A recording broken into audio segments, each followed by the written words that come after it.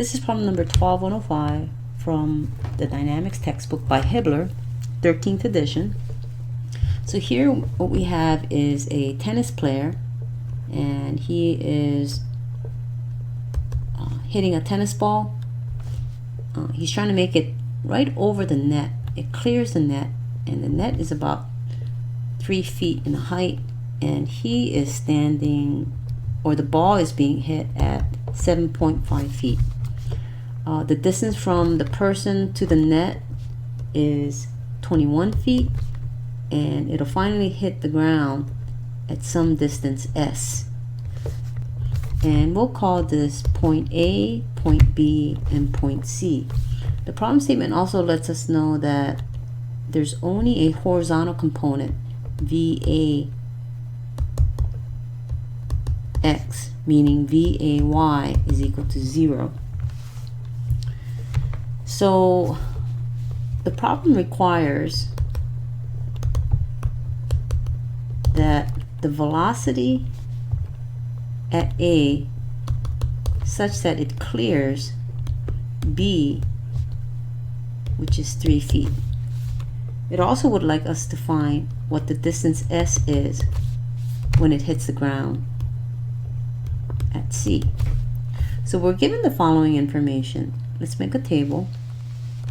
So we have time, position, which is in feet, and we have velocity, which is in feet per second, and acceleration. So before we proceed, we now need to identify the coordinate system.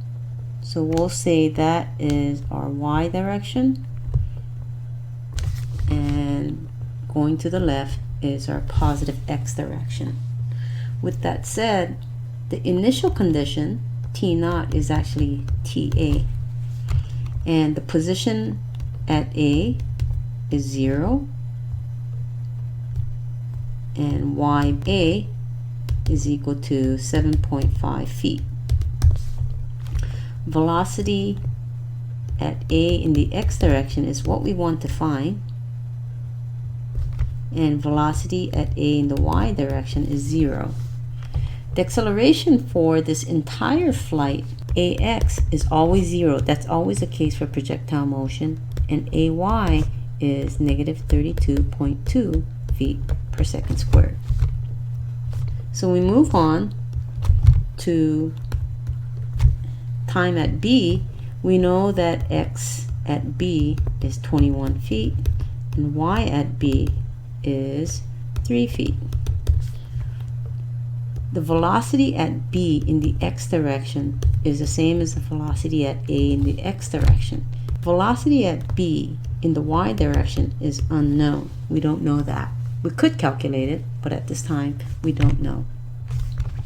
And furthermore, at C, we know that x at C is just 21 plus s, and y at C is 0. And again, the velocity at C in the x direction is the same thing as velocity of B in the x direction, which is the same as the velocity at A in the x direction. Again, velocity at C in the y direction is unknown.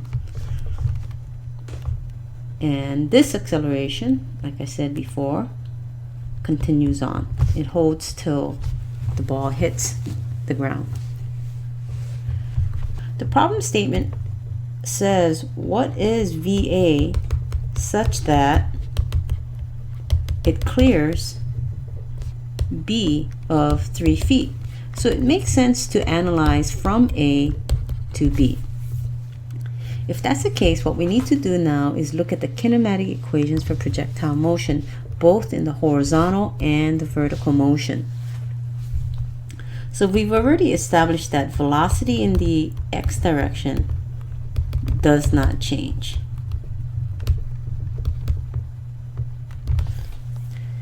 So here we have, let's label these equations as 1, 2, 3, and 4. So now let's look at our knowns and unknowns for these 4 equations. X naught, that's equal to 0. v naught x, that's the same as VAX, and that's what we don't know. We don't know this variable. We don't know time. Velocity in the y initially, VAY, that's equal to 0. So all these initial velocity in the y direction is 0. We do know the gravitational constant, and we do know the initial y condition. That would be 7.5 feet. So that's known, that's known. In projectile motion analysis, what you want to do is evaluate these equations at the point of interest.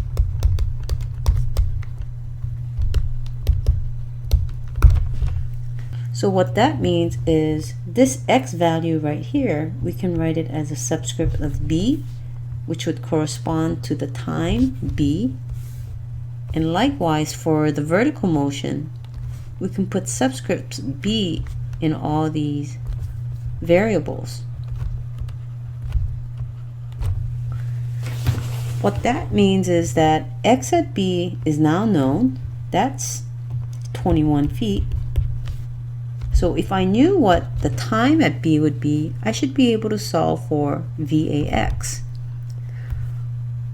I go to the vertical motion side, and I don't know the velocity at YB, and I don't know the time.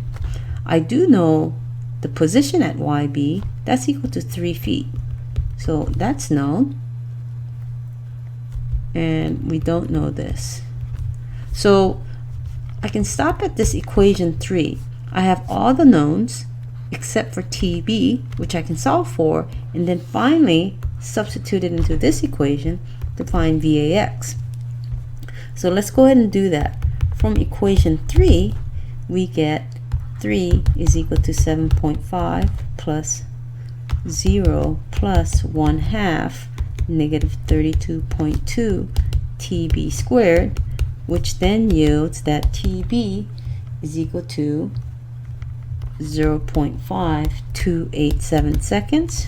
We now then substitute into equation 1, which we get 21 is equal to 0 plus VAX times 0.5287, which then yields the initial velocity in the x direction to be 39.7 feet per second.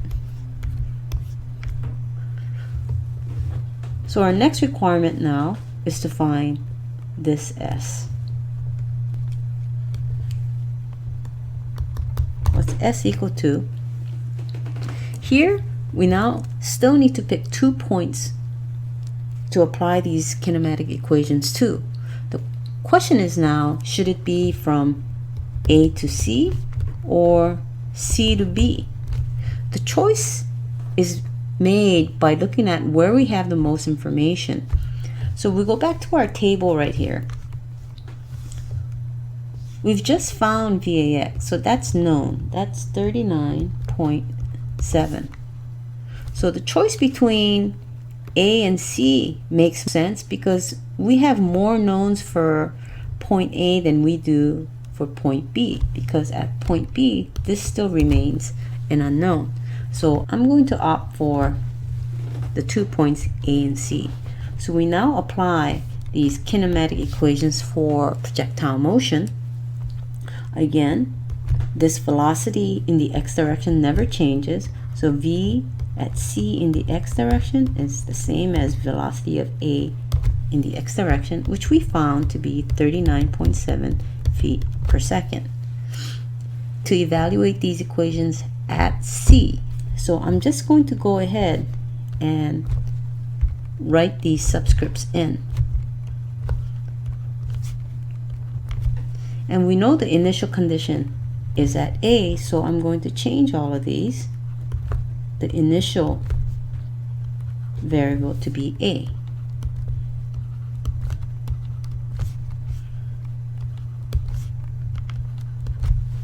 Now let's go ahead and check our knowns and unknowns. So x at C is actually just 21 plus S. X at A was equal to 0. V at AX we just found to be 39.7. And T at C, that remains an unknown. So in this equation, we have two unknowns. Let's go to the vertical motion. Velocity at y in the C direction, we don't know.